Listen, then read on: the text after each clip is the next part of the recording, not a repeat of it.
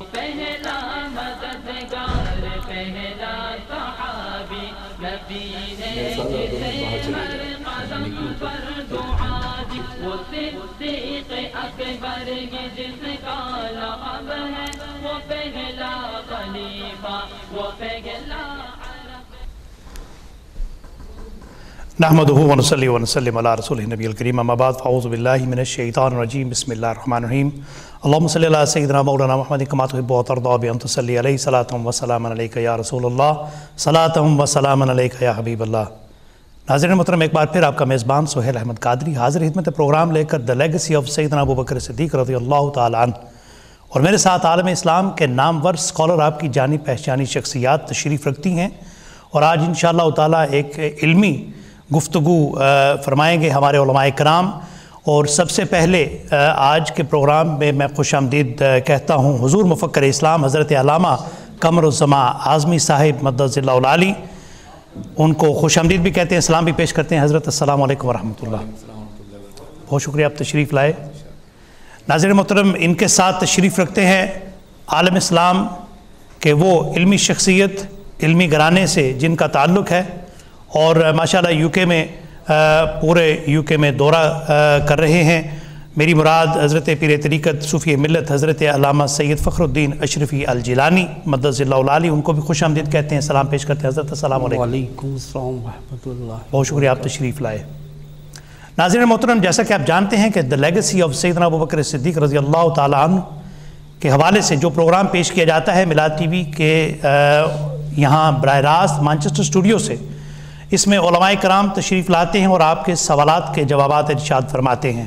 سب سے پہلے آج کی نشست میں حضور مفکر اسلام حضرت علامہ قمر الزمان اعظمی صاحب کی جانب چلتے ہیں، اور قرآن و سنت کی روشنی میں سیدنا ابوبکر صدیق رضی اللہ تعالیٰ عنہ کے حوالے سے اللہ رب العزت نے اور آقا علیہ الصلوۃ والسلام نے کیا فرمایا، جانتے ہیں حضرت مفکر اسلام سے۔ جی حضرت۔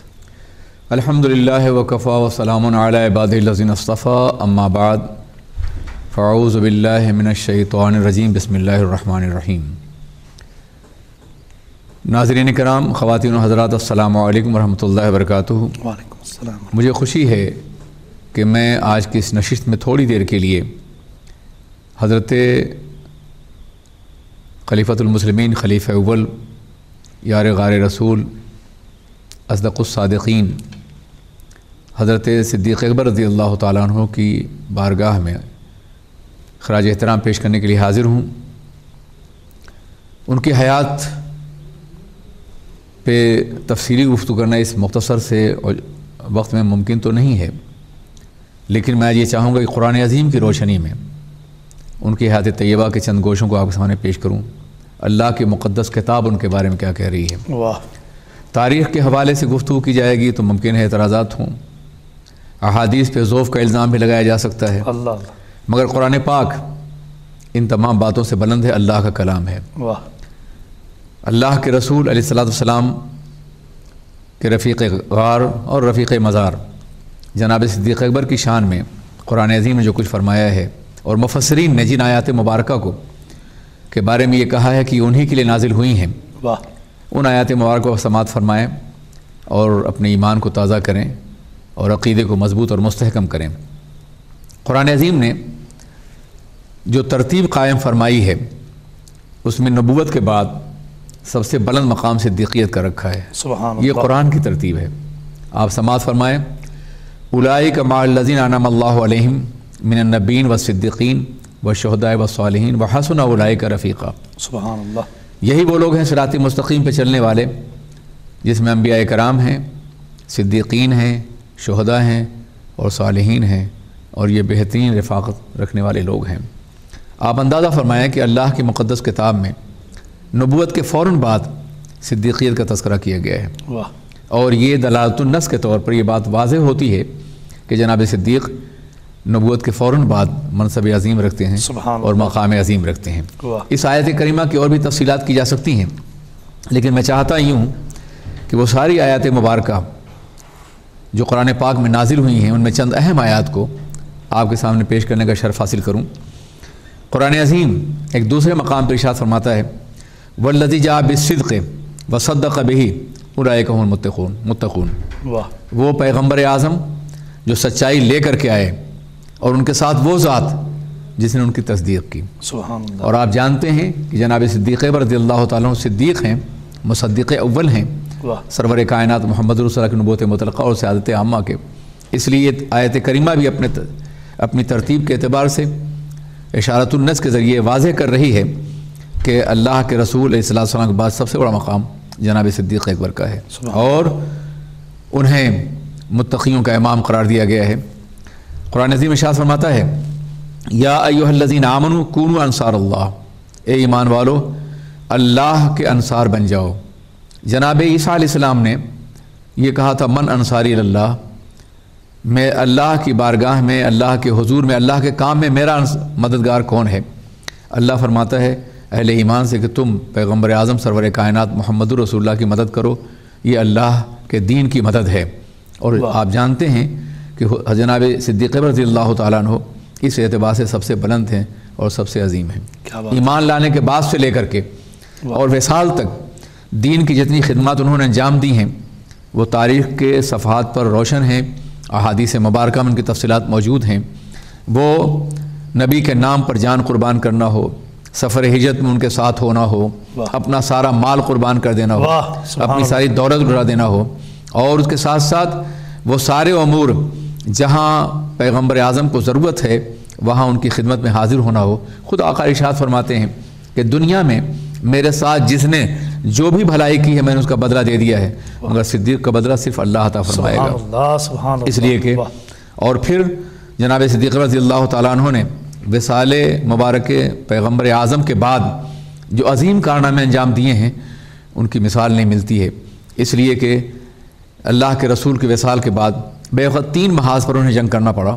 پہلا محاذ جو تھا وہ مسیلمہ کذاب کا تھا، جس نے بہت بڑی طاقت پیدا کر لی تھی، نبوت کا دعویٰ کیا تھا، اور دوسرا محاذ رومیوں سے جنگ کا تھا، اور تیسرا محاذ جو ہے مانعین زکوٰۃ کا تھا۔ نے بیک وقت 3 مراحل پر اور 3 حیثیتوں سے مدینہ طیبہ نرغے میں تھا، زد پہ تھا، اور پورا اسلام خطرے میں تھا۔ ایسے موقع پہ جناب صدیق نے تینوں محاذ پر بیک وقت جنگ فرمائی ہے۔ یعنی جب آپ سے کہا گیا کہ حضور مدینہ خالی ہو جائے گا، کہیں ایسا نہ ہو کہ آپ تینوں محاذ پہ جنگ کریں تو مدینے پہ حملہ ہو جائے، تو آپ نے فرمایا کہ مدینے کے بسنے والوں کے رانوں کے گوشت جنگل کے جانور لے جائیں، گوارا ہے، مگر یہ گوارا نہیں ہے کہ کوئی میرے نبی کی نبوت میں شبخوں مارے اور وہ بھی زندہ ہو اور میں بھی زندہ ہوں۔ چنانچہ آپ نے دیکھا کہ انہوں نے مسیلمہ کذاب کو فنا کیا، اور پہلا مرتد اور پہلا انسان جس نے نبوت کا دعویٰ کیا تھا اس کو صفحہ ہستی سے مٹا دیا۔ اس کے ساتھ ساتھ آپ نے حضرت اسامہ کے لشکر کو روانہ کرنا چاہا، ان کا حضور اسامہ نوجوان ہیں، آپ کسی تجربہ کار کو جناب خالد کو اور دوسروں کو شامل فرمائیے، تو آپ نے فرمایا کہ جس کو نبی نے سیادت دی ہو اسے میں کیسے ساخط کر سکتا ہوں، اسامہ ہی روانہ ہوں گے۔ اور جب وہ جا رہے تھے تو آپ پیدل چل رہے تھے۔ جناب اسامہ نے کہا کہ حضور آپ گھوڑے پہ سوار ہو جائیں، تو آپ نے کہا اسامہ کاش میں اس قابل ہوتا کہ تمہاری فوج کا اتنا سپاہی بن کے لڑتا، تاکہ تاریخ یہ یاد رکھتی کہ وہ بکر بھی اس قافلے کے ساتھ تھے جو قافلہ زندگی کی راہوں میں چراغ روشن کرنے کے لیے آگے بڑھا تھا۔ لیکن کیا تم یہ گوارا نہیں کرتے کہ میں تھوڑی دور تمہارے قافلے کے ساتھ چلوں اور یہ قافلے گرد میرے چہرے پہ لگ رہی ہو، اور یہ گرد گواہی دے کہ وہ بکر بھی اس قافلے کے ساتھ تھے جو قافلہ زندگی کی راہوں میں چراغ روشن کرنے کے لیے آگے بڑھا تھا۔ یہ وہ جذبہ تھا۔ اس کے ساتھ ساتھ جب یہ کہا گیا کہ وہ لوگ 4 باتوں کو تو مانتے ہیں، کلمہ بھی پڑھتے ہیں اور کیا نام ہے نماز بھی پڑھتے ہیں، روزہ بھی کرتے ہیں، حج بھی کرتے ہیں، بس صرف زکوٰۃ نہیں دیتے، بعد میں شاید دیں گے، ابھی ان پہ فوج کشی نہ فرمائیے۔ تو آپ نے فرمایا کہ اللہ نے میں دین مکمل فرما دیا ہے، اور میں یہ گوارا نہیں کر سکتا کہ نبی کے دین میں کوئی کمی آنے پائے۔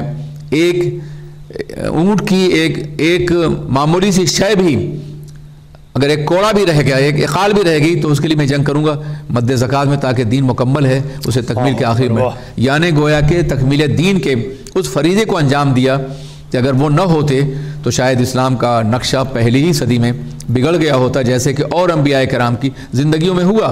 مگر اور انبیاء کرام کے صحابیوں میں کوئی ابو بکر نہیں تھا، میرے آقا کے صحابیوں میں ابو بکر تھے جس کی بنیاد پر دین اپنی اصلی حالت میں قائم رہا اور ہم تک پہنچا، اس لیے وہ انصار اللہ میں سب سے عظیم ہیں۔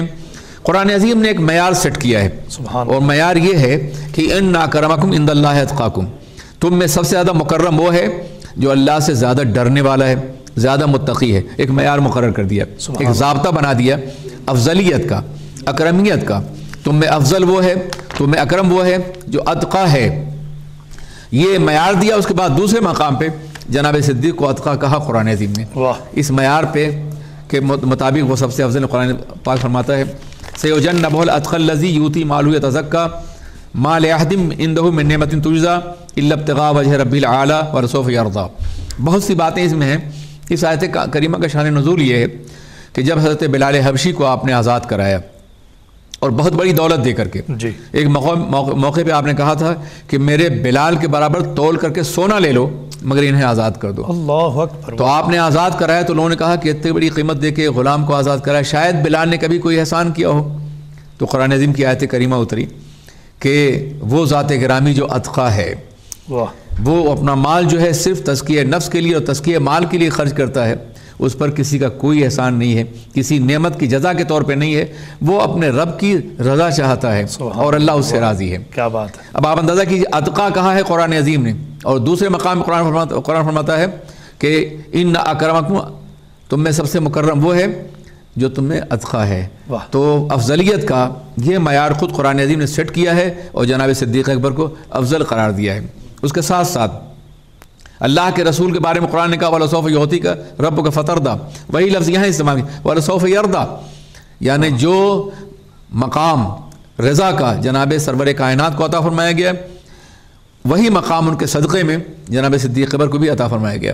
اللہ دونوں سے راضی ہے۔ سبحان اللہ۔ اس کے ساتھ آپ دیکھیے قرآن عظیم نے صحابہ کرام کا تذکرہ کیا ہے، محمد الرسول اللہ والذین معہ اشداء علی الکفار رحماء بینہم، لیکن قرآن عظیم نے صحابہ کرام کا تذکرہ کیا۔ ہر صحابی قرآن عظیم کی نگاہ میں بہت عظیم ہے، مگر جن کی صحابیت میں مہر تصدیق ثبت کی ہے قرآن عظیم نے وہ صدیق اکبر ہیں۔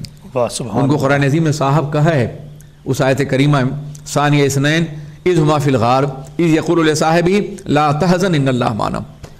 غار میں جب آپ تشریف فرما تھے، اللہ کے رسول اور زانوِ صدیق پر آپ آرام فرما رہے تھے اور اوپر کافی ٹہل رہے تھے، تو آپ نے کہا تھا کہ جناب وہ بالکل سر پہ ہیں، اگر ذرا سر نیچے کریں تو ہمیں دیکھ لیں گے۔ تو آپ نے فرمایا تھا لا تحزن ان اللہ معنا، غم نہ کرو ہمارے ساتھ اللہ ہے۔ اسی پیغمبر گرامی کے فرمان کو قرآن عظیم نے آیت بنا کر کے نازل کیا جب وہ اپنے صاحب سے کہہ رہے تھے، جب اپنے صاحب سے کہہ رہے تھے لا تحزن ان اللہ معنا۔ ہر صحابی کا انکار ہمارے نزدیک دین سے خروج ہے، لیکن صدیق اکبر کی صحابیت کا انکار تو قرآن کا انکار ہے، اللہ اکبر، اللہ کے فیصلے کا انکار ہے، اس لیے کہ قرآن پاک نے باضابطہ ان کو صاحب کہا ہے۔ سبحان اللہ۔ اس کے ساتھ ساتھ قرآن عظیم ارشاد فرماتا ہے لا یستوی منکم من انفق من، تم میں سے وہ آدمی برابر نہیں ہو سکتا جس نے فتح مکہ سے پہلے خرچ کیا اور جہاد کیا، درجے کے اعتبار سے وہ اعظم ہیں وہ لوگ، اور اس کے بعد جنہوں نے خرچ کیا اور جہاد کیا ان کے مقابلے میں وہ لوگ اعظم ہیں، اعظم و درجتاً جنہوں نے فتح مکہ سے پہلے کیا ہے، اور ان میں سب سے نمایاں ذات صدیق اکبر کی ہے۔ اس لیے قرآن عظیم نے انہیں اعظم بھی کہا ہے، انہیں اتقا بھی کہا ہے، انہیں اکرم بھی کہا ہے۔ سبحان اللہ۔ آپ اندازہ کیجئے اللہ کے رسول صلی اللہ علیہ وسلم بارگاہ میں جناب صدیق اور جناب عمر ہمیشہ بہت پست آواز سے بولتے تھے، ان کی شان میں آیت کریمہ نازل ہوئی ان الذین یغضون اصواتهم عند رسول اللہ اولئک الذین امتحن اللہ قلوبهم للتقوی، جو لوگ جن کی آوازیں پیغمبر کی بارگاہ میں بہت جھکی ہوئی ہیں، اپنی آواز کو جھکا کر کے بولتے ہیں، پست کر کے بولتے ہیں، اللہ نے ان کے دلوں کو تقوی کے لیے اور مغفرت کے لیے چن لیا۔ یہاں بھی تقوی کا تذکرہ ہے، یعنی تقوی معیار ہے، اور کتنے ہی مقام پہ جناب صدیق، اور یہ آیت بھی انہی صحابین کی شان میں نازل ہوئی ہے، مفسرین کا تذکرہ کیا ہے۔ اس کا اتنا وقت نہیں ہے کہ میں بہت تفصیل کے ساتھ ان آیات مبارکہ کی تشریحات اور مفسرین کے حوالے کے ساتھ گفتگو کروں، لیکن یہ آپ کی نگاہوں کے سامنے ہے۔ اس کے ساتھ ساتھ جناب صدیق اکبر نے ایک مرتبہ ایک مشتبہ دودھ پی لیا تھا، اور جب خیال آیا کہ مشتبہ ہے تو آپ نے اسے قے فرما دیا۔ قرآن عظیم نے اس کے بعد یہ نازل فرمایا، اللہ نے وَلِمَنْ خَافَ مَقَامَ رَبِّهِ جَنَّتَانِ، جو اپنے رب کے خوف سے یہ عمل کر رہا ہے اس کے لیے 2 جنتیں ہیں۔ تو 2 جنتوں کی بشارت انہی کے لیے نازل ہوئی، اور یہ آیت بھی جناب صدیق کی شان ہی میں نازل ہوئی ہے، اس واقعے کے بعد ہی نازل ہوئی ہے۔ جناب صدیق رضی اللہ تعالیٰ عنہ نے اس وقت جب یہ آیت کریمہ نازل ہوئی ان اللہ و ملائکۃ یصلون علی النبی، تو انہوں نے کہا یا رسول اللہ آپ تو پیغمبر ہیں، اللہ اور کے فرشتے اور اللہ آپ پہ درود بھیجتا ہے، رحمتیں نازل فرماتا ہے، آپ کی غلامی کے صدقے میں ہمیں بھی کچھ میسر آئے گا۔ ایک تمنا تھی، ایک خواہش تھی، جانتے ہیں ان کی اس تمنا کے احترام میں قرآن عظیم نازل اور اللہ نے فرمایا کہ هو الذی یصلی علیکم وملائکتہ، اے ابو بکر اور اہل ایمان، وہ پروردگار عالم ہے جو تم پہ درود بھیجتا ہے اور اس کے فرشتے بھیجتے ہیں۔ سبحان اللہ۔ تو وہی صلاۃ کا لفظ جو سرکار کے لیے استعمال ہوا وہی جناب صدیق اکبر کے لیے بھی استعمال ہوا۔ اس آیت کا شان نزول بھی صدیق اکبر کی ذات ہی ہے۔ سبحان اللہ۔ عزیزان من السلسلہ میں اس طرح کی اور بھی بہت سی آیتیں مبارکہ ہیں کہ جو جناب صدیق جس کا شان نزول جناب صدیق کی مقدس ذات ہے۔ ظاہر جب قرآن پاک ان کے بارے میں یہ ساری عظمتیں بیان فرما رہا ہے تو کسی اور کو کیا اختلاف ہو سکتا ہے؟ سبحان اللہ، سبحان اللہ۔ ناظرین محترم، آپ نے بہت خوبصورت گفتگو قرآن اور سنت کی روشنی میں حضرت مفکر اسلام نے فرمائی۔ حضرت کچھ سوالات پچھلے پروگرام سے ہیں اور کچھ ایک دو جو لوگوں کے ذہنوں میں کھٹکتے ہیں وہ میں آپ کے گوش گزار کرنا چاہتا ہوں، اور وہ اس کے جوابات اگر آپ ارشاد فرما دیں۔ غدیر خم کے مقام پر آقا علیہ الصلوۃ والسلام نے من کنت مولا فہذا علی مولا کہا، اس کا مطلب اور اس کا جو مفہوم ہے حدیث مبارکہ کا، یہ آپ فرمائیں کہ لوگوں کے ذہنوں میں اس کا مفہوم یوں نظر آتا ہے کہ آقا علیہ الصلوۃ والسلام نے اس کو شاید سیدنا علی المرتضیٰ شیر خدا کو ہی جو مقام خلیفہ بلا فخر کی حیثیت سے۔ خلیفہ، جی جی بالکل۔ حضرات گرامی، یہ سوال ہمیشہ کیا جاتا ہے جی، اور اس قدر کثرت سے کیا جاتا ہے کہ اور اسی کثرت سے جوابات بھی دیے گئے ہیں۔ جی، مگر عجیب بات ہے کہ جب کوئی قوم یا کوئی طبقہ کوئی ذہن بنا لیتا ہے تو اپنے ذہن سے وہ ہٹنا نہیں چاہتا۔ آئیے ہم اس مقدس فرمان کا پس منظر دیکھیں۔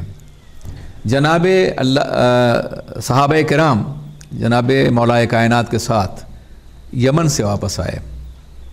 جب وہ یمن سے واپس آئے تو صحابہ کے اپنے مناقشات ہیں، مشاجرات ہیں، ان کی اپنی حیثیت تھی، ہمیں کچھ کہنے کا کیا حق ہے۔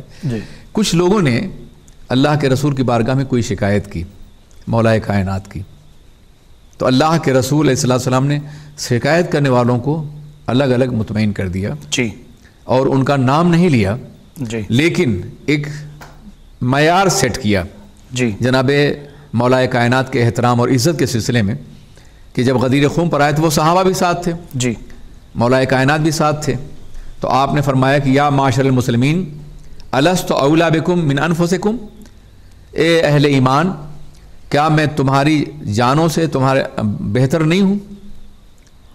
سب نے کہا بلا یا رسول اللہ آپ بہتر ہیں۔ تب آپ نے فرمایا کہ من کنت مولا ہو فعلی مولا، میں جس کا مولا ہوں علی بھی اس کے مولا ہیں۔ اس کے بعد آگے فرمایا اللہم وال من والا ہو وعاد من عادا ہو، اے اللہ جو ان سے محبت کرے تو ان سے محبت فرما، اور جو ان سے دشمنی کرے تو انہیں اپنا دشمن قرار دے لے۔ یہ پوری روایت ہے جو غدیر خم کے موقع پہ اللہ کے رسول علیہ الصلوۃ والسلام نے ارشاد فرمائی۔ اس میں کہیں کوئی ایسا لفظ نہیں ہے جس سے ان کا خلیفہ بلا فصل ہونا ثابت ہوتا ہو۔ ٹھیک، محبت کا تذکرہ اللہ کے رسول نے مختلف مقامات پر مختلف صحابہ کے لیے فرمایا ہے اور مولا کائنات کے لیے فرمایا ہے۔ کسی لفظ سے اگر خلافت کا تصور ملتا ہو تو بتایا جائے۔ مولا کے معنی کبھی خلیفہ کے نہیں ہوتے جی، اور کبھی صاحب اقتدار کے نہیں ہوتے۔ اگر مولا کے معنی وہی ہوتے سریر آیا سلطنت کی یا حکومت کے، جی، تو آپ اندازہ کیجئے کہ اللہ کے رسول نے کب فرمایا تھا من کنت مولا ہو فعلی مولا، میں جس کا مولا ہوں علی بھی ہے۔ تو کیا بیک وقت دو سارے سریر آیا سلطنت تھے، اللہ، دو حکمران تھے، رسول پاک بھی اور علی پاک بھی، یعنی دو حکومتیں تو نہیں ہوئیں، دو محبتیں جمع ہو سکتی ہیں واہ سبحان اللہ، کہ تم رسول پاک سے بھی محبت کرو اور مولا کائنات سے بھی محبت کرو۔ جی، تو محبت کا حکم دیا گیا ہے، ورنہ یہ تو ثابت یہ ہوا کہ اس وقت حضرت علی بھی حکمراں تھے اور رسول پاک بھی تھے، اللہ، جناب وہ خلیفہ بھی تھے اور وہ نبوت کے ساتھ بھی حکومت کر رہے تھے۔ تو اگر اس سے مراد حکومت ہوتی، اس سے مراد اقتدار ہوتا، جی، اس کے مراد سلطنت ہوتی، تو بیک وقت دو حکمراں ماننے پڑیں گے عہد رسالت میں سرور کائنات کی حیات طیبہ میں۔ جی، اس لیے تقسیم اقتدار میں یا سریر آیا سلطنت ہونے میں یا حکومت میں تقسیم نہیں ہے، محبت بیک وقت دونوں سے ہو سکتی ہے۔ اور الحمدللہ اہل سنت کا موقف یہی ہے کہ ہم رسول پاک سے بھی محبت کرتے ہیں اور مولا کائنات سے بھی، اور جو ان سے دشمنی کرتا ہے ہم اس سے بھی دشمنی کرتے ہیں، خواہ محبت کے نام پہ دشمنی کرتا ہو۔ یعنی عالم یہ ہے کہ لوگ محبت کرتے ہیں اور ایسے الزامات لگاتے ہیں ان کے اوپر، معاذ اللہ ثم معاذ اللہ، کہ وہ دشمنی سے بھی بدتر ہیں۔ تو ہم ان سے محبت کرتے ہیں ہر اعتبار سے، اور ان کی محبت ہمارا ایمان ہے، حاصل ایمان ہے، اس کے بغیر ہماری نجات نہیں ہوگی۔ اہل بیت پاک میں انتہائی اونچا مقام ہے ان کا، مگر اس کا کہیں بھی اور نہیں مولا کائنات نے کبھی اپنی حیات طیبہ میں اس کی تشریح یہ کی ہے کہ یہ میری خلافت کا تذکرہ ہے۔ اگر ہے تو کوئی دکھا دے جن کے بارے میں فرمایا گیا، جب وہ خود تشریح نہیں کر رہے ہیں تو تمہیں تشریح کرنے کا کیا حق ہے؟ اور اگر تم نے اپنے طور پہ ان کی کوئی تشریح گڑھ لی ہو تو ہم اس کے ذمہ دار نہیں ہیں، اس لیے کہ یہ تمہارا اپنا معاملہ، تم نے بہت سی باتیں ایسی باتیں پیدا کر لی ہیں جس کا مولا کائنات کی ذات سے کوئی تعلق نہیں۔ اس کے ساتھ ساتھ یہ بھی دیکھیں کہ مولا کے معنی قرآن پاک میں کیا ہے۔ قرآن پاک میں اور بھی مقام پہ مولا کا لفظ آیا ہے نا، کیا اس کے معنی بھی خلافت کے ہیں کیا؟ دیکھیے فَإِنَّ اللَّهَ وَمَوْلَاهُ وَجِبْرِيلُ وَصَالِحُ الْمُؤْمِنِينَ، اللہ ان کا مولا ہے، جبرائیل اور صالح المومنین ہے۔ کیا یہاں خلافت ہے؟ یعنی اللہ بھی خلیفہ ہے معاذ اللہ، وہ جبریل بھی ہیں اور صالح المومنین بھی ہیں، یہاں خلافت کے تو جو معنی قرآن پاک میں ایک مقام میں متعین کر دیا گیا ہے وہی معنی آپ یہاں بھی لو۔ جی اپنے طور پر یہ کہنے کا حق نہیں ہے، نہ صحابہ نے یہ بات کہی، نہ اہل بیت اطہار نے یہ بات کہی کہ اس سے مراد جو ہے وہ خلافت ہے، یا آپ نے بعد میں ان کی خلافت بلا فصل کو ثابت کرنے کے لیے یہ ایک ذہن بنا لیا، اس کو مسلسل پڑھتے ہوئے نظر آتے ہیں، جس کا حدیث پاک کے مفہوم سے اور میرے آقا علیہ الصلوۃ والسلام فرمان سے کوئی تعلق نہیں ہے۔ حضرت ایک اور سوال ہے جو باغ فتح کے حوالے سے کہا جاتا ہے کہ سیدہ کائنات فاطمہ الزہرا رضی اللہ تعالیٰ عنہ آقا علیہ الصلوۃ والسلام کی دنیا سے پردہ فرمانے کے بعد سیدنا صدیق اکبر کے پاس سیدنا عثمان غنی کو بھیجا اور مطالبہ کیا کہ باغ فتح کے حوالے سے کہ یہ میرے والد کی جائیداد میں سے مجھے کچھ حصہ عطا کیا جائے، اور مولا کائنات بھی خفا تھے۔ کہا جاتا ہے کہ مولا کائنات بھی خفا تھے، سیدنا صدیق اکبر سے 6 ماہ تک بیعت نہیں کی۔ اس حوالے سے حضرت کیا فرمائیں گے آپ؟ چلیے، یہ بھی ایک بہت بڑی مس انڈرسٹینڈنگ ہے جی، جو باضابطہ پھیلائی جا رہی ہے۔ اگر کوئی ایک روایت ان کو ملی ہے حضرت فاطمہ الزہرا کے خفا ہونے سے رضی اللہ تعالیٰ عنہ، خاتون جنت، فداها آباؤنا و اجدادنا، اللہ اکبر، لیکن اور بھی تو احادیث مبارکہ ہیں نا۔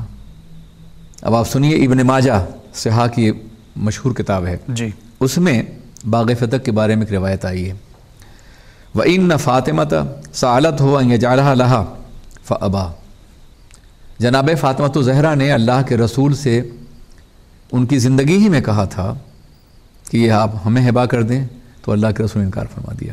اللہ اکبر۔ اگر ایک روایت سے آپ یہ ثابت کرتے ہیں، دوسری روایت سے انکار بھی ثابت ہوتا ہے جی، اور قانون یہ ہے اذا تعارضا تساقطا، جب دو متعارض روایتیں آتی ہیں تو حکم خود بخود ساقط ہو جاتا ہے۔ دوسری بات یہ ہے کہ اللہ کے رسول صلی اللہ علیہ وسلم نے یہ بات فرمائی، ما ترکناہ صدقۃ، ہمارا کوئی وارث نہیں ہوتا، نہ ہم کسی کے وارث ہوتے ہیں، جو ہم ترکے میں چھوڑتے ہیں وہ صدقہ ہے۔ تو انبیاء کرام کا کا کوئی وارث نہیں ہوتا، اور سرور کائنات نے باضابطہ یہ فرمایا کہ نہ ہمارا کوئی وارث ہوتا ہے، نہ ہم کسی کے وارث ہوتے ہیں، نہ ہم کسی کو اپنا وارث بناتے ہیں، ہم جو بھی چھوڑیں گے وہ صدقہ ہوگا۔ چنانچہ اللہ کے رسول علیہ الصلوۃ والسلام کے وصال کے بعد امہات المومنین نے جناب عثمان غنی رضی اللہ تعالیٰ عنہ سے کہا کہ آپ ان کا ترکہ تقسیم کر دیجئے، تو آپ نے ارادہ فرمایا ہی تھا کہ صحابہ کرام نے کہا کہ میرے آقا کا یہ قول ہے، اس پہ غور کر لیجئے۔ اس وقت جناب علی مرتضیٰ بھی موجود تھے جی، جناب عثمان غنی بھی موجود تھے، جناب عمر فاروق بھی موجود تھے، جناب عباس بھی موجود تھے، کثیر صحابہ کرام موجود تھے، اور جب یہ کہا گیا کہ اللہ کے رسول نے یہ فرمایا ہے کہ ما ترکنا ہو صدقۃ، جو ہم نے چھوڑا ہے وہ صدقہ ہے جی، تو انہوں نے تقسیم ورثہ کا پروگرام منسوخ کر دیا۔ اللہ اکبر۔ اور امہات المومنین میں بھی نبی کی چاہے وہ کچھ بھی رہی ہو وراثت تقسیم نہیں ہوئی۔ ٹھیک، اس کے ساتھ ساتھ جناب صدیق رضی اللہ تعالیٰ سے مطالبہ ہوا، لیکن اس مطالبے کے بعد ایک روایت یہ بھی ہے، ایک روایت وہ ہے کہ وہ ناراض نہیں، ایک روایت جناب صدیق گئے اور پھر ان سے مطمئن ہو گئی ٹھیک. ایک روایت یہ بھی، یعنی مختلف روایات اس سلسلے میں آتی ہیں جی. کہ وہ ان سے مطمئن ہو گئیں. میں عرض کرنا چاہتا ہوں کہ آئیے ہم سب سے پہلے یہ دیکھیں کہ باغ فدق تھا کیا. جی. بہت لمبی حکایات بیان کی ہیں، یہاں تک کہ ایک عباسی خلیفہ کے بارگاہ میں اپنے اہل بیت اطہار کے ایک عظیم فرد جلیل کو پیش کیا. انہوں نے بیان کرتے ہیں، میں یہ لفظ استعمال کرتی ہوں، انہوں نے خود کیا ہے. جی حضرت، ابھی اذان عشاء کا وقت ہوا چاہتا ہے، تو ابھی انشاءاللہ اس بات کو ہم اگر بریک کے فوراً بعد ہی اچھا بریک سے پہلے مجھے فرصت نہیں کر. جی بسم اللہ. جی میں بھی ختم کرتا ہوں، اس لیے مجھے آلریڈی میں لیٹ ہو چکا ہوں. جی. تو خیر میں یہ نہیں بیان رکھتا. عباسی خلیفہ سے انہوں نے کہا کہ باغ فدق میرے حوالے کر دو. کہا ٹھیک ہے، آپ حدود متعین کر دیے، میں حوالے کر دوں گا. تو انہوں نے کہا کہ یہ حدود جو ہیں یہاں سے ایران، تہران اور اس کے ساتھ ساتھ یمن، شام، عراق، یہ ساری حدود ہیں اس کی. جی. تو اس نے کہا یہ کیسے ممکن، اللہ کے رسول میں حکومتیں ہوئی نہیں تھیں، اور اس کو باضابطہ طور پہ ان کے بڑے عالم نے اس کو نقل کیا ہے. میں یہ عرض کرنا چاہتا ہوں کہ پہلے آپ دیکھیں کہ باغ فدق کی حیثیت کیا تھی. جی. اس کے بعد آپ کے سمجھ آئے گا اس کی حیثیت فے کی تھی یا انفال کی تھی. اگر فے کی ہے تو اسے تقسیم ہونا چاہیے ورثے کے طور پہ. اگر انفال کی ہے تو اس کی حیثیت خود قرآن پاک نے متعین کر دی ہے. ٹھیک. قرآن پاک نے انفال کی حیثیت متعین کی ہے. اور میں اگر اپنے مفسرین کے حوالے سے یہ بات کہوں تو آپ کہیں گے کہ آپ صرف دامن بچانا چاہتے ہیں. اصول کافی کی روایت یہ ہے، ملاحظہ فرمائے. جی. کانت الفدق لرسول اللہ صلی اللہ علیہ وسلم خاصتاً جی. لأنه فتحها وأمير المؤمنين ولم يكن معهما أحد فزال عنه رسم الفيء اسم الفيء ولزمها اسم الانفال. یعنی اب یہ فے نہیں ہے بلکہ انفال ہے. ساری اس سے بحث نہیں کر رہا ہوں میں، صرف اس سے کہ اصول کافی میں کہا گیا ہے کہ یہ فے نہیں انفال ہے، اور انفال کو باضابطہ قرآن عظیم نے متعین کر دیا ہے. قل الانفال للہ وللرسول. سبحان اللہ. انفال اللہ کے لیے ہے اور اللہ کے رسول کے لیے ہے. انفال بطور ورثہ تقسیم نہیں ہو سکتا ہے. اس کے بعد اصول کافی کی عبارت میں دوبارہ نقل کرنا چاہتا ہوں. جی. اسی فہو لرسول اللہ وہو صلی اللہ علیہ وسلم ولیل امام بعدہ یصنع حیث یشاء. یعنی انفال اللہ کے لیے ہے، ان کے بعد جو خلیفہ ہیں ان کے لیے وہ جیسے چاہیں اسے تقسیم کریں اور رکھیں. اسی حکم پر جسے اصول کافی میں صاحب کافی نے جو شیعہ عالم ہیں اور بڑی مستند کتاب ہے انہوں نے نقل کیا ہے، اسی کے مطابق جناب صدیق نے فیصلہ فرمایا تھا وہ انفال ہے، وہ فے نہیں ہے کہ وہ وراثت میں تقسیم ہو. ٹھیک. اور کبھی انشاءاللہ اس موضوع گفتگو ہوئی تو انشاءاللہ تفصیل سے انشاءاللہ. بہت شکریہ حضرت، آپ نے بڑے خوبصورت انداز میں قرآن و سنت کی روشنی میں سیدنا ابوبکر صدیق رضی اللہ تعالیٰ عنہ کے حوالے سے گفتگو فرمائی. ناظرین محترم، اذان عشاء کا وقت ہوا چاہتا ہے. مانچسٹر اور گرد و نواح کے علاقے کا جو وقت ہے اذان عشاء کا ابھی پیش کی جاتی ہے، اور اس کے ساتھ ایک بریک ہوگی. بریک کے فوراً بعد دوبارہ آپ کی خدمت میں آپ کا میزبان سہیل احمد قادری پروگرام لے کر دی لیگیسی آف سیدنا ابوبکر صدیق دوبارہ حاضر ہوگا. میں حضرت مفکر اسلام حضرت علامہ قمر الزمان اعظمی صاحب کا مشکور ہوں جنہوں نے تشریف لا کر خوبصورت پروگرام میں ایک حصہ نمایاں حصہ ادا کیا. حضرت آپ کا مشکور، آپ نے قیمتی وقت سے وقت نکال کر تشریف لائے. ناظرین محترم، ملتے ہیں ایک بریک کے بعد. اذان عشاء کا وقت ہوا چاہتا ہے، ملتے ہیں بریک کے بعد. السلام علیکم. پہلا مددگار پہلا صحابی نبی نے جسے ہر قدم پر دعا دی، وہ صدیق اکبر کی جس کا لقب ہے وہ پہلا مددگار پہلا صحابی نبی نے جسے ہر قدم پر دعا دی، وہ صدیق اکبر کی جس کا لقب ہے وہ پہلا خلیفہ وہ پہلا. Welcome back. ناظرین محترم، آپ کا میزبان سہیل احمد قادری حاضر خدمت پروگرام لے کر دی لیگیسی آف سیدنا ابوبکر صدیق رضی اللہ تعالیٰ عنہ. ناظرین محترم، آپ دیکھ رہے تھے بریک سے قبل حضور مفکر اسلام حضرت علامہ قمر الزمان اعظمی صاحب جنہوں نے خوبصورت گفتگو فرمائی قرآن و سنت کی روشنی میں حضور سیدنا ابوبکر صدیق کے حوالے سے اور ان کی زندگی کے حوالے سے مختلف گوشوں پر حضرت نے بہت خوبصورت گفتگو فرمائی. ان کا مشکور جنہوں نے بہت اہم جو آج پروگرام میں حصہ ڈالا. ناظرین محترم، بریک کے بعد میرے ساتھ تشریف رکھتے ہیں پیر طریقت رہبر شریعت حضور سید فخر الدین صاحب، حضور کچھوچا مقدسہ کے سجادہ نشین ہیں، اور آئیے ان کو بھی خوش آمدید کہتے ہیں ایک بار پھر. حضرت السلام علیکم، بہت شکریہ آپ تشریف لائے، انڈیا کی سرزمین سے آپ یہاں تشریف لائے، اور میں آپ کا مشکور ہوں کہ آپ دوست احباب کی دعوت پر یہاں اس پروگرام میں شرکت فرمائی آپ نے. آج کا جو عنوان آپ جانتے ہیں، اس عنوان کے ساتھ ملا کر تصوف کے ساتھ اور حضور مختوم اشرف جہانگیر سمنانی رحمۃ اللہ تعالیٰ علیہ کے حوالے سے ہم گفتگو کو ملا کر کریں گے، سیدنا ابوبکر صدیق کے حوالے سے، کیونکہ وہ بھی تصوف کے بادشاہ تھے اور تصوف کے ساتھ ان کی بہت ساری، کیونکہ وہ بانی تھے تصوف کے، اور میں چاہوں گا کہ اس حوالے سے آپ گفتگو فرمائیں گے. سوال یہ ہے کہ سیدنا ابوبکر صدیق کے تعلیمات اور آقا علیہ الصلوۃ والسلام کے بعد خلیفہ اول سیدنا ابوبکر صدیق تھے، ان کی تعلیمات پر اور جو ان کا پیغام ہند کے مختلف مقامات پر حضور مختوم اشرف جہانگیر سمنانی نے پھیلایا، اس حوالے سے آپ کیا فرمائیں گے؟ جی، خلفاء کی ساری زندگی، جس میں حضرت صدیق اکبر رضی اللہ تعالیٰ عنہ وہ مکمل تصوف ہے. جی، ان کا اٹھنا تصوف، بیٹھنا تصوف، میرے آقا کی خدمت میں رہنا تصوف، اور غار حرا میں رہنا وہ بھی تصوف. اور یہی تصوف ہے جس کو ہمارے صوفیاء کرام نے اپنایا، اور یہی پیغام لے کے جو وہاں سے ملا پیغام، وہ سارے ہندوستان، ساری دنیا کو یہ پیغام دیا.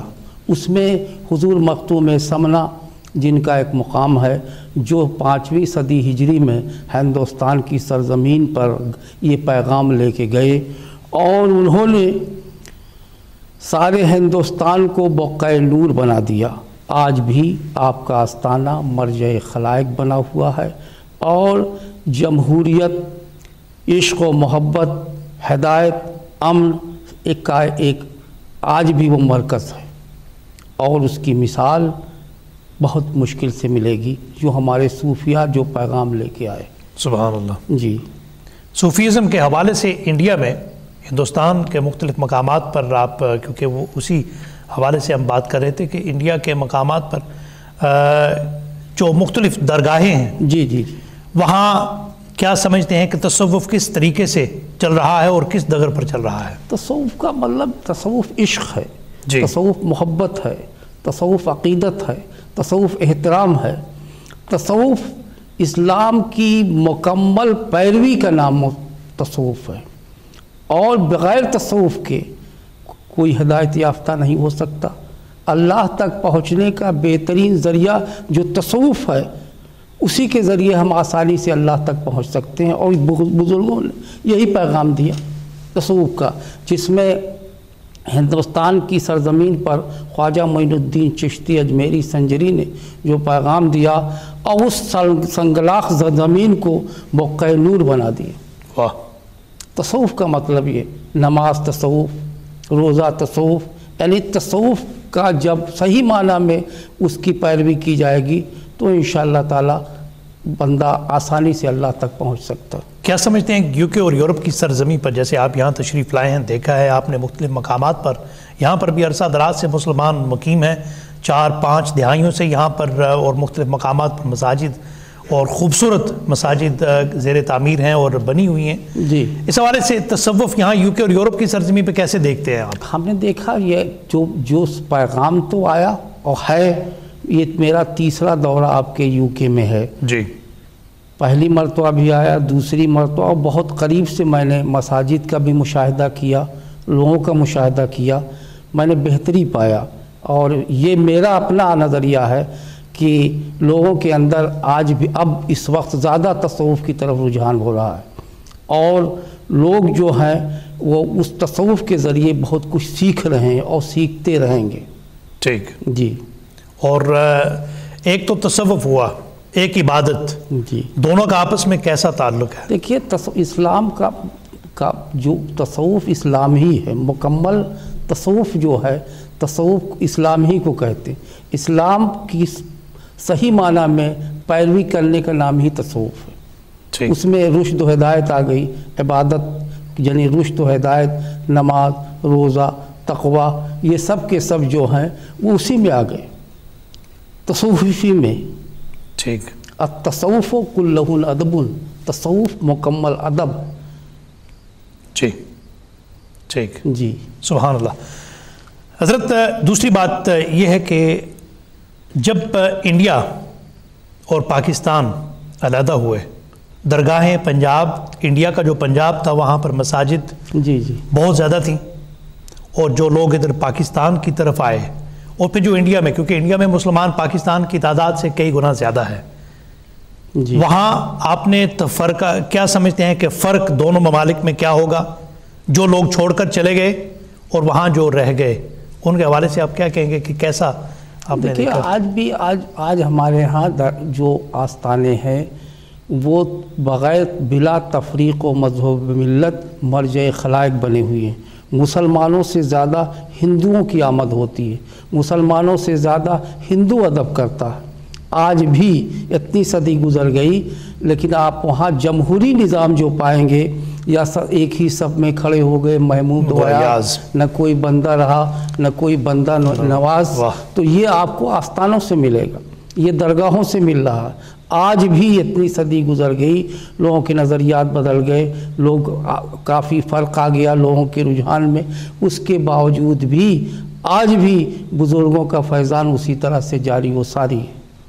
ٹھیک ہے. اور ان لوگوں کو کیا حضرت آپ کیا کہیں گے کہ جو لوگ کہتے ہیں کہ ڈائریکٹ اللہ سے مانگے؟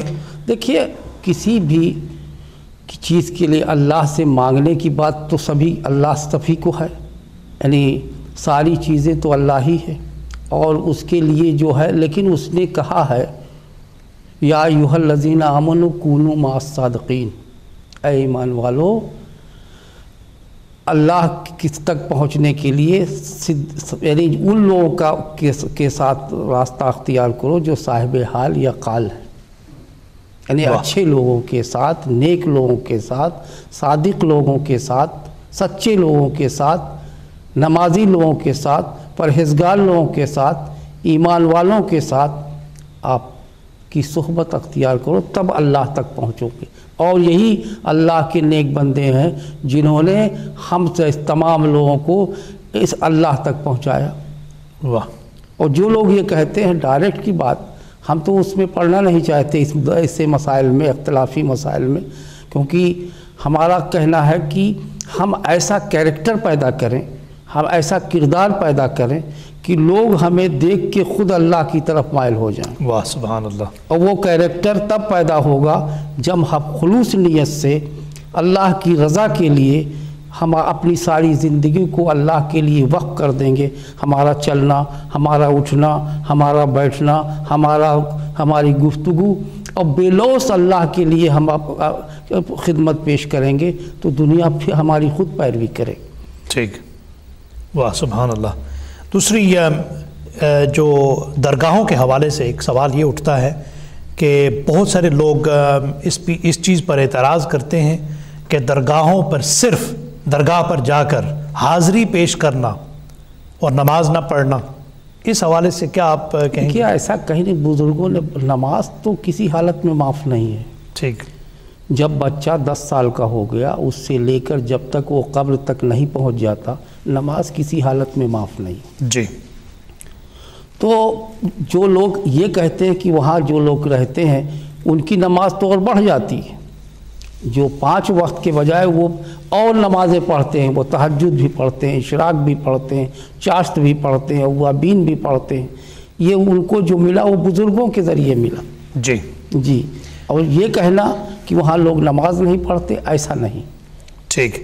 آپ کا تعلق حضرت مختوم اشرف جہانگیر سمنانی رحمۃ اللہ تعالی علیہ کے آستانے سے ہے اور آپ وہاں سجادہ نشین ہیں. جی. ان کا مشن اور ان کی تبلیغ کے حوالے سے ارشاد کیا تھا؟ ان کا کیا مشن تھا اور انہوں نے کس حوالے سے اس تبلیغ دین کا سلسلہ کا آغاز کیا؟ صرف اللہ کی رضا کے لیے وہ ایران کے مختوم سمنا جو تھے وہ سمنان کے بادشاہ تھے، اور انہوں نے اللہ کی رضا کے لیے سمنان کے تخت و تاج کو ٹھوکر مار دی. اللہ. اور پھر وہاں سے اللہ کی رضا کے لیے وہ بنگال آئے. جی. اور وہاں حضرت شاہ راؤ الحق گنج نبات رحمۃ اللہ علیہ کی خانقاہ میں زانو ادب طے کیا، اور پھر وہاں سے اجازت لے کر روح آباد پہنچے جو ہندوستان میں कचौचा शरीफ के नाम से मशहूर है। ठीक। और उन्होंने कम से कम उनके हाथों पर 3 लाख या इससे ज़्यादा लोग ईमान लाए। वाह। मखदूम साहब का वो पैगाम था, और उस संगलाख सरजमीन को उन्होंने बुक़्क़े नूर बना दिए। सुभान अल्लाह। आज भी आप अगर कभी इत्तेफाक हो हिंदुस्तान में, आज भी वो लोग जो हैं, जो बुज़ुर्गों के आस्थाने हैं जो हैं, वो भी रुश्द व हिदायत के पैगाम के साथ साथ इखलाक, मोहब्बत, खुलूस, इत्तिहाद की का दर्स दे रहे हैं। आज भी उनके आस्थाने और हमें दर्स मिल रहा है। जी माशाअल्लाह। और आस्ताना आलिया कचौचा के हवाले से आप वहाँ कितने अरसे से आप सजादा नशीन हैं? देखिए, मैं तो एक शेर कह दूँ तो पत्ता पत्ता बूटा बूटा हाल हमारा जाने है, जाने न जाने गुल ही न जाने बाग तो सारा जाने है। वाह। और फिर हमारा अशार क्या है, मेरा तरीक़ अमीरी नहीं फ़कीरी है, खुदी न बेच गरीबी में नाम पैदा कर। वाह। तो इसके पहले मेरे दादा थे, मेरे दादा के बाद मेरे वालिद हुए, मेरे वालिद के बाद मेरे बड़े भाई थे जिनका 40 साल में इंतकाल हो गया। अब उनके इंतकाल के बाद मैं दरगाह शरीफ का सज्जादा नशीन हुआ। सज्जादा नशीन वो होता है जो मखदूम समना की टोपी पहनता है। सज्जादा नशीन वो होता है जो मखदूम समना की छड़ी लेके चलता है। मखदूम साहब का जो जुब्बा पहनता है वो सज्जादा नशीन होता है। और जब वो इंतकाल करता है तो मज़ार के सामने उसकी तदफीन होती है। ये सज्जादा नशीन की पहचान है। और सज्जादा नशीन का काम जो होता है, आए हुए लोगों को हिदायत का रास्ता दिखाना, परेशान हाल लोगों की परेशानियों को दूर फरमाना, और नमाज और रोज़े का पैगाम देना, ज़्यादा से ज़्यादा लोगों की मदद करना, ये सज्जादा नशीन का काम होता। ठीक। जो नौजवान नस्ल है यूके और यूरोप की सरजमी पे जो परवान चढ़ रही है, उनको क्या पैगाम देंगे इस हवाले से कि मिशन के हवाले से मखदूम सिमनान? हमारे बुजुर्गों को आज हम फिर यही पैगाम देंगे। हमारे अंदर आज जो बहुत सी कमी है, इस्लाह माशरा की कमी है। माशरे में सबसे बड़ा पहला पैगाम हम ये देंगे, इल्म की तरफ जोर दिया जाए। ज़्यादा से जब हम तभी तरक्की करेंगे जब हमारे पास इल्म होगा। ठीक। और आज और दूसरी बात यह है कि हम किसी बात पर करने से पहले खुद अमल करें। अमल करने के बाद फिर उस पैगाम को लोगों तक पहुँचाएँ ताकि ज़्यादा से ज़्यादा लोग जुड़ सके। ये नहीं कि हम उस बात को कहें खुद अमल ना करें। पहले हम नमाज खुद पढ़ें फिर पढ़ने की बात करें, रोज़ा खुद रखें फिर करने की बात करें, तक़वा खुद अख्तियार करें तब आपसे कहें। अगर ये सारी खूबियाँ हमारे अंदर हो जाएंगी तो इंशाअल्लाह ताला हमारी ज़बान में तासीर पैदा होगी इंशाअल्लाह। एक तो जब यही सूफिया ने किया, बुज़ुर्गों ने यही किया, पहले अमल किया फिर उसके बाद तबलीग किया।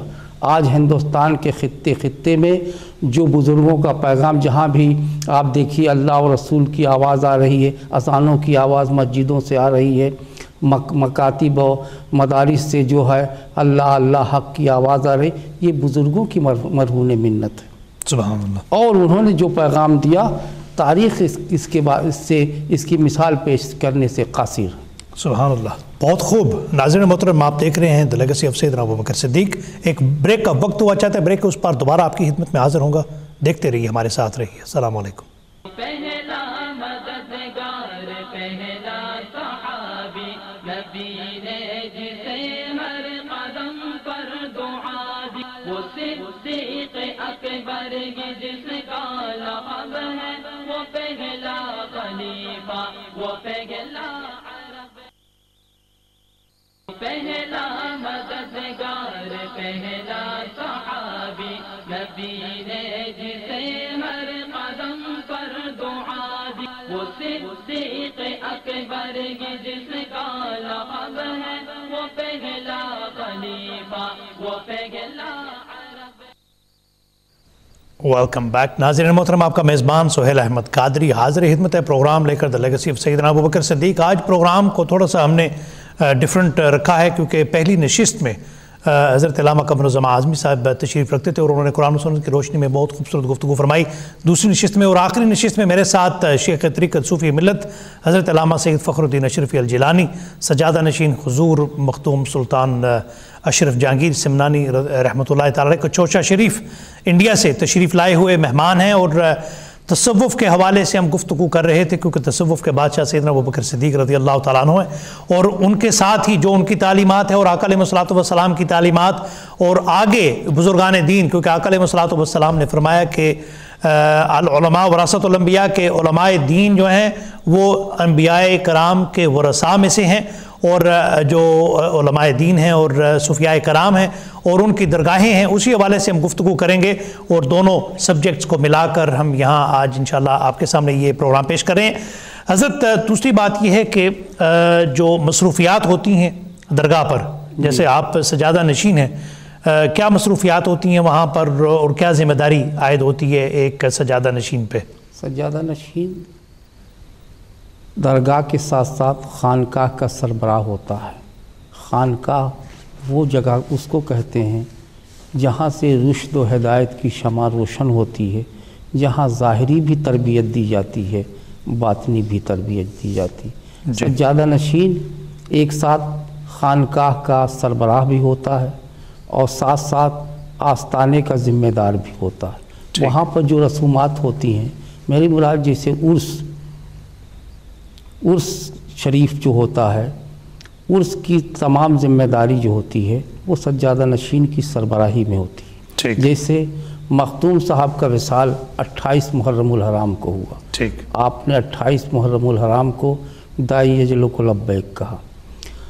آج بھی اسی تاریخوں میں عرس ہوتا ہے اور اس وقت بلا مبالغہ 4 اور 6 لاکھ لوگ ہمہ وقت وہاں موجود رہتے ہیں، وہاں پر موجود رہتے ہیں. تو اس میں سب سے پہلی تو عرس کا جو پروگرام ہوگا وہ سجادہ نشین مخدوم سمنا کا خرقہ مبارک زیب تن کرتا ہے، عوام اس کی زیارت کرتی ہے. دوسرا جو لنگر تقسیم ہوتا ہے وہ سجادہ نشین کے ذریعے لنگر تقسیم کیا جاتا ہے. سجادہ نشین وہ مریدین، معتقدین، متوسلین لوگ جو آتے ہیں ان کی تشفی کے لیے ساتھ ساتھ انہیں دعا بھی دیتا ہے اور دوا کے لیے تعویذ بھی دے دیتا ہے. یہ اس کا بھی کام ہے اور ساتھ ساتھ درگاہ کے انتظام و انصرام کا بھی وہ ذمہ دار ہوتا ہے. جو درگاہیں ہیں اور جو بزرگان دین ہیں، بزرگان دین اور جتنے بھی ان کے سجادہ نشین ہیں، آپس میں انڈیا اور پاکستان دو مختلف یعنی کہ جب علیحدگی ہوئی تو درگاہیں پاکستان کی اس طرف رہ گئیں، انڈیا والے اس طرف رہ گئے، جیسا کہ خواجہ معین الدین چشتی رحمۃ اللہ تعالی علیہ اور بہت سارے خواجہ محبوب الہی ہیں اور بہت ساری درگاہیں ہیں. آپس میں جو سجادہ نشین ہیں ان کا آپس میں کیسے جو بھائی چارگی ہے، تعلقات کیسے ہیں؟ دیکھیے ہمارے ہاں سجادگان کے تعلقات میں کوئی اختلاف نہیں ہے. ہر آستانے کا الگ سجادہ نشین ہے، اس کے الگ معمولات ہیں، اس کا الگ حلقہ ہے. وہ اپنے حلقے کا سربراہ ہوتا ہے. دوسرے سجادہ نشین کو اس کے اندرونی معاملات میں دخل کا اختیار نہیں ہو. یہی وجہ ہے. اور جب وہی ہے نا طالب الدنیا مردود طالب العقبہ مسعود، تو بزرگ جو ہوتا ہے یہ تو دنیا کی طلب کے لیے نہیں ہوتا. سجادہ نشین اگر دنیا کی طلب کے لیے نہیں ہے تو انشاءاللہ کوئی اختلاف نہیں. کیا بات ہے. وہاں کوئی اختلاف نہیں. وہاں تو بس یہ ہے کہ جو لوگ جو بھی آتے ہیں ہم ان کی خدمت کرتے ہیں. ساتھ ساتھ اور بھی اس کے ساتھ مدرسے بھی قائم ہم نے کر رکھے ہیں اور بچیوں کے بھی ہیں، بچوں کے بھی ہیں، عصری تعلیم کے لیے بھی ہیں، تاکہ یہ نہ ہو ہمارے ہاں صوفیہ جو پیغام لے کے آئے تھے وہ صرف دنیاوی تربیت کے لیے نہیں آئے تھے، وہ دنیاوی کے ساتھ ساتھ اخروی بھی تبلیغ کے لیے آئے تھے. تو مخدوم سمنا کی ذات محتاج تعارف نہیں. جی واہ سبحان اللہ. اور جب عرس ہوتا ہے جی عرس میں بھیڑ ہوگی، جی دنیا ہوگی، ٹھاٹے مارتا ہوا سمندر ہوگا. جی جی कैसे कोप करते हैं आप, कैसे इतनी तादाद के जो हजरात तशरीफ़ लाते हैं और ज़ियारत के लिए और आपके साथ मुलाकात के लिए दुआओं का सिलसिला चल रहा था, कैसे आप इतना बड़ा जो मुंतज़मीन कैसे मैनेज करते हैं? आप आम का इंतज़ाम तो गवर्नमेंट ऑफ इंडिया करती है, यानी डिस्ट्रिक्ट अथॉरिटी जो होती है वो सारा इंतज़ाम करती है। अंदर के इंतज़ामात जो हैं वो हम लोग करते हैं। हमारी सिक्योरिटी जो फराहम करती है वो गवर्नमेंट करती है, यानी वहाँ डीएम जो है उसके कहने पर वहाँ की सिक्योरिटी जो है वो हमारा इंतज़ाम करती। जो सेरेमनीज़ हम मनाते हैं, आस्थाने पर जाते हैं, लोगों के लिए दुआ करते हैं, उसकी सिक्योरिटी जो है वो एसपी और डीएम के ज़रिए होती है। बकिया जो हम लोगों की है, हमारे आस्थाने पे जो हमारे मुरीदीन मुअक्किदीन मुख्तलिफ़ जगहों से आते हैं, उनकी तशफ़ी हमारे ज़रिए होती है। हम उनकी दुआ, उनके लिए दुआ भी करते हैं और जो उनके ठहरने के लिए, खाने के लिए और सारा इंतज़ाम हम करते हैं। यूके और यूरोप की सरजमी से भी जाते हैं लोग? हाँ, अक्सर जाते हैं, बहुत पहले से जाते हैं। ठीक। ये और उनका भी अलग अलग जगहों पे वो अपना ठहरते हैं, ठीक, मुख्तलिफ़ जगहों पर, और आके आस्थाने पर हाज़िरी देते हैं। ठीक। ये मेरा ख्याल है कि कम यूके से आज नहीं 10 साल पहले से लोग जाना शुरू कर दिया और जाते हैं। ठीक। उर्स के मौके पे जाते हैं, खाली दिनों में भी जाते हैं, कोई परेशानी होती है तो भी जाते हैं। ठीक है जी। यहाँ मुख्तलिफ रिपोर्ट्स के मुताबिक इंडिया में जो मुस्लिम्स वहाँ जो बसने वाले मुसलमान हैं उनके लिए बहुत सारी मुश्किलात होती है दूसरे मज़ाहिब के लोगों से, उनके साथ जो ताल्लुकात है, जैसे कि अयोध्या के मकाम पर जो वो मस्जिद गिराई थी और उसके बाद फिर बाद अज़ां और गुजरात में जो हंगामा राई हुई थी, उस हवाले से यहाँ जो नौजवान नस्ल है वो ग्रेज़ करती है इंडिया जाने से, क्योंकि वो समझते हैं कि इंडिया के जो मुसलमान बसने वाले वहाँ पर उनके लिए बहुत सारी मुश्किलात का सामना हुआ करता है। इस हवाले से क्या फरमाएंगे? ऐसा तो नहीं, मैंने हिंदुस्तान सूफिया के आस्थान पर मैंने बताया जी कि वहाँ हर किस्म के लोग आते हैं, हिंदू की अक्सरियत ज़्यादा होती है। हमारे यहाँ किसी तरह की कोई तफरीक नहीं है, हिंदू मुसलमान सिख कोई भी आए हम सब के लिए अपनी खिदमत पेश करते हैं। हमारे यहाँ मसावात का जो दर्स दिया गया है, कोई भी आएगा, डॉक्टर का कोई मजहब नहीं होता। अगर डॉक्टर मजहब उसके ये कहे कि साहब हम हिंदू का इलाज नहीं करेंगे, मुसलमान ही का करेंगे, ऐसा नहीं। अगर वो बीमार है तो उसको करना होगा। उसी तरह सूफ़ी जो है, सूफ़ी के आस्थाने पर हिंदू आए, सिख आए, कोई और अयोध्या के मामलात से का कोई असर हमारे आस्थानों का नहीं है। और आज भी उसी तरह से चहल पहल है। हमारे यहाँ हिंदू मुसलमान से ज़्यादा हिंदू आते हैं और हम कदर करते हैं बुज़ुर्गों की। मुसलमानों से ज़्यादा अक़ीदत का इजहार वो करते हैं, उन्हें फैज़ भी मिलता है। ठीक। हम किसी ऐसे मसाइल में पढ़ते भी नहीं। हमारे यहाँ जो आता, आओ हमारे लिए रास्ता खुला है, आइए पानी पीजिए, बैठिए, आप क्या चाहते हैं। आपको बहुत से मर्ज, कैंसर के मरीज़ आते हैं, एड्स के मरीज़ आते हैं, मुख्तलिफ़ किस्म के मरीज़ आते हैं, हम उनका इलाज करते हैं, अल्लाह से दुआ करते हैं। और यही नहीं, दिन में उसको ताबीज़ फाड़ के देते हैं और रात में उससे कहते हैं कि कुछ समझ के मेरे पास आया है, अल्लाह उसे तू शफ़ा अता कर दे। तो बुज़ुर्गों का करम होता है, बहुत से लोग ठीक होते हैं। आज आप जाके वहाँ रिकॉर्डिंग कीजिए तो सैकड़ों लोग ऐसे आएंगे, ऐसे मूजी मर्ज में, जहाँ अक्ल हैरान है कि इसको डॉक्टर ने बताया कि अब वो मर जाएगा, वो आस्थाने पर गया, उसे शफ़ा मिल गई। ये है आस्थाना। आज भी, जब मैंने बताया इसके पहले, अब भी बता रहा हूँ, जमहूरियत का बेहतरीन आईना है आस्थाने जो हैं। आज भी वहाँ से शम्मा रुश्द व हिदायत की शम्मा रोशन है। आज भी वहाँ जो है सारे वो लोग वहाँ से इबरत के लिए जाते हैं। ठीक। वहाँ इबरत मिलती है, ईमान मिलता है, नमाज मिलती है, रोज़ा मिलता है, तक़वा मिलता है। ये आस्थानों का फैज़ान आज भी है। हज़रत, आपने इंडियन गवर्नमेंट के हवाले से फरमाया कि इंडियन गवर्नमेंट बहुत जो सिक्योरिटी के हवाले से इंतज़ामात और इंसरामात जो हैं उर्स के हवाले से वो बहुत तावन करती है इंडियन गवर्नमेंट आपसे। जी जी। तो इंडियन गवर्नमेंट के साथ आपके जो सफारती ताल्लुकात हैं या आपके उनके साथ जो डिप्लोमेटिक रिलेशंस हैं, पॉलिटिकली जो आप सियासत के तौर पर अपनी बात या मुसलमानों की नुमाइंदगी के हवाले से आप कभी کچھ اقدامات کیا آپ نے یا کچھ مسلمانوں کے مطالبات پیش کیے ہیں؟ صوفی سیاسی نہیں ہوتا جی، صوفی کے ہاں سیاست نہیں ہوتی. ہاں ہم آل انڈیا پرسنل لاء بورڈ کے نائب صدر بھی ہیں. اچھا، اس حساب سے تو ہم لوگ بات جہاں ہماری جو بورڈ کا اجلاس ہوتا ہے اس میں ہم جاتے ہیں، شرکت بھی کرتے ہیں، لیکن کوئی ایسے مسائل ہمارے یہاں نہیں آتے. اچھا، ہم جو ہیں وہاں جاتے ہیں، شرکت بھی کرتے ہیں، لیکن ہمارے یہاں کوئی اختلافی مسائل آج تک نہ ہمارے بورڈ میں آئے نہ ہماری خانقاہ میں ایسے آئے. ٹھیک. لیکن جو پورے جو مسلمز ہیں، انڈین مسلمز پورے ملک کے، ان کی نمائندگی کبھی آپ نے کی یا ان کے مسائل کبھی آپ نے مسائل پیش جب کیے؟ بھی آئے ہم لوگوں نے اس کو بھارت سرکار تک پہنچایا اور اس کی حل کرنے کی کوشش کی. آج بھی ہمارا بورڈ یا ہماری تنظیم جو ہے وہ کوشش یہی کرتی ہے کہ اگر کوئی مسلمانوں کے مسائل آئیں تو ہم اسے خوش اسلوبی سے حل کریں، اور کوشش یہی کرتے ہیں کہ اس کو حل ہو. جہاں تک ہماری پہنچ ہے ہم بھارت سرکار کو آگاہ کرتے ہیں، لوگوں سے بتاتے ہیں، اور بہت کچھ کام ہوتا ہے، ایسا نہیں کہ نہ ہو.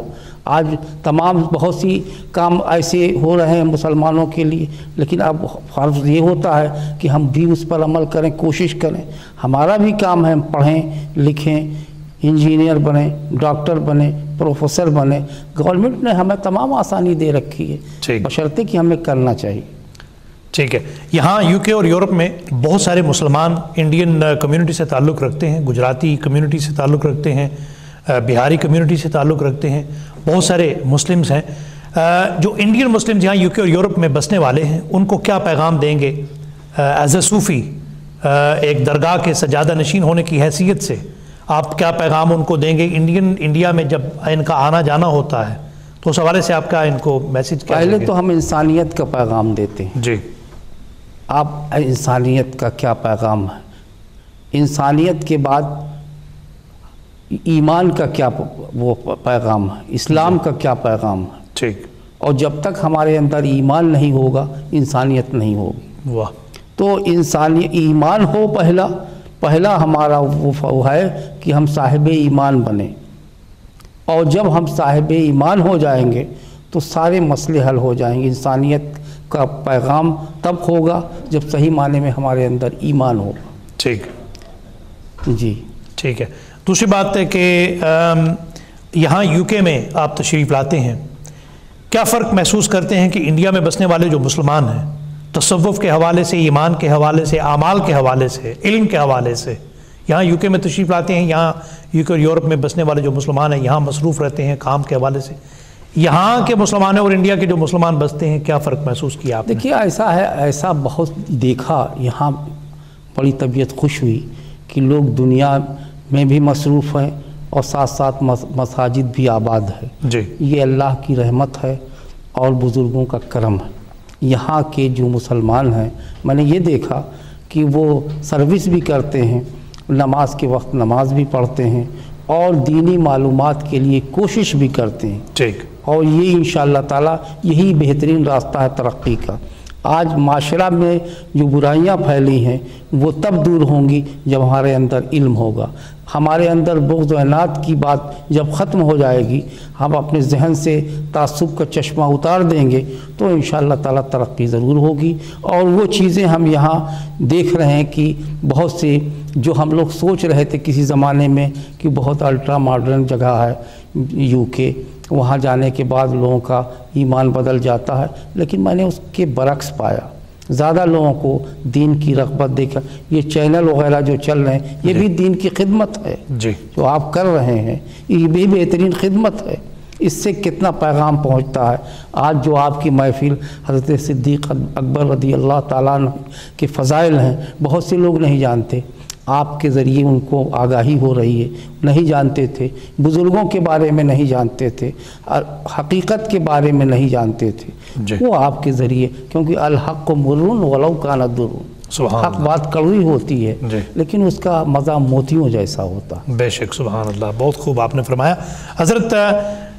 بہت سارے یہاں یو کے میں آپ نے یہ فرمایا کہ صحیح فرمایا کہ یہاں دین کی رغبت زیادہ ہے، اور جو پہلے جب حضرات یہاں تشریف لائے 4-5 دہائیاں پہلے اور اس وقت مشکلات تھے، اور قسم کے معاشی مشکلات تھیں وہ تب تھیں، آج معاشرتی مشکلات پائی جاتی ہیں۔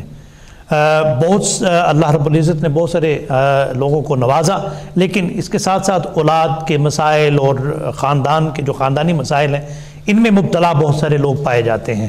اس کی کیا وجہ سمجھتے ہیں آپ کہ یہاں آ کر یہ جو مشکلات اولاد کی ہے اور گھروں میں جو گھریلو مسائل ہیں یہ کیا وجہ ہو سکتی ہے؟ دیکھیے اس کی وجہ یہ کہ جو مادیت بڑھتی ہوئی مادیت نے کثیف چادر نے ہمارے اندر سے خلوص و محبت کو دور کر دیا جی، اور کسی بھی چیز ہم نے جو سنا کہ آپس میں جو زوجین میں اختلاف ہوتے رہتے ہیں یا گھروں میں، اس میں ایک فیکٹر یہ بھی آتا ہے جو یہ مادیت کے لیے۔ دوسری بات یہ دیکھیے یہ جو کمی آتی ہے، اگر اسلامی معاشرہ مکمل ہو جائے گا تو یہ ساری کمی دور ہو جائے گی۔ آج جو ہے اگر ہم واقعی اسلام کی پیروی اللہ کی رسی کو مضبوطی سے پکڑ لیں تو انشاءاللہ تعالی دنیا کی طلب ختم ہوگی اور یہ جو دوری ہو رہی ہے وہ بھی ختم ہو جائے گی۔ اسلام نے جو ہمیں پیغام دیا زوجین کے حقوق، ہمارے ہاں اولاد کے حقوق، والدین کے حقوق، انسانیت کے حقوق، بڑے و چھوٹے کے حقوق، آقا و غلام کے حقوق، اگر ہم صحیح معنی میں اسلام کی پھر پیروی شروع کر دیں تو یہ سارے مسائل حل ہو جائیں۔ اور اس کی ذمہ داری یہاں کے مساجد کے علماء کی ہوتی ہے کہ وہ گاہے بگاہے لوگوں کو یہ پیغام سناتے رہیں، لوگوں کو بتاتے رہیں اور اس کے مضر اثرات کو بھی بتاتے رہیں، جو آپ نے ابھی عرض کیا کہ بڑھتی ہوئی جو زوجین میں اور گھر میں اس طرح کے اختلافات وہ نہ ہوں تو انشاءاللہ تعالی نہیں ہو سکتے۔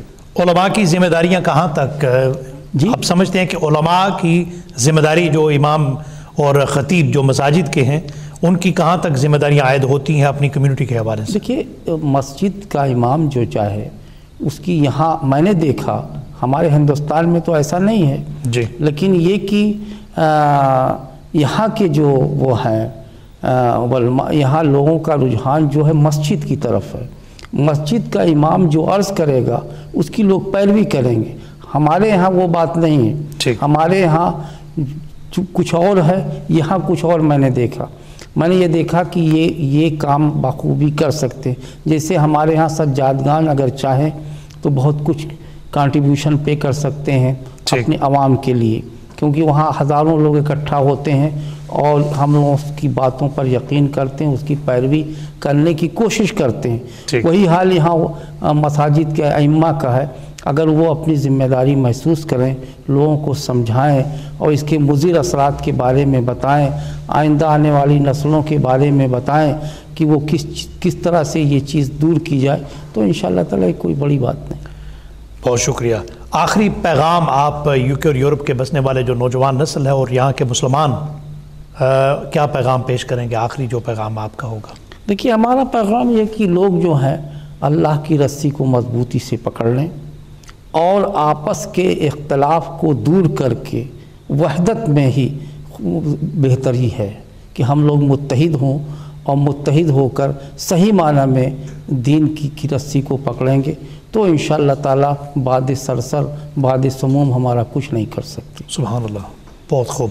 حضرت میں آخری گزارش آپ سے یہ کروں گا اور عرض کروں گا کہ آپ تمام یو کے اور یورپ کے بسنے والے جو مسلمان ہیں، ہمارے ناظرین ہیں، خصوصی طور پر ان کو ہمیشہ اپنی دعاؤں میں خصوصی دعاؤں میں یاد رکھا کریں انشاءاللہ، اور انشاءاللہ آستانے پر جب بھی آپ دعا کریں ہمارے جتنے بھی ناظرین ہیں اور یو کے بسنے والے جو مسلمان ہیں سب کو ہمیشہ اپنی دعاؤں میں یاد رکھیں۔ حضرت میں آپ کا مشکور ہوں کہ آپ نے قیمتی وقت میں سے کچھ لمحات ہمیں بخشے اور پروگرام کو چار چاند لگائے، آپ تشریف لائے۔ ہماری جو خوش قسمتی ہے کہ آپ تشریف لائے اور ہمارے ناظرین بھی یقیناً آپ کی باتوں سے اور آپ کی گفتگو سے مستفید ہوں گے۔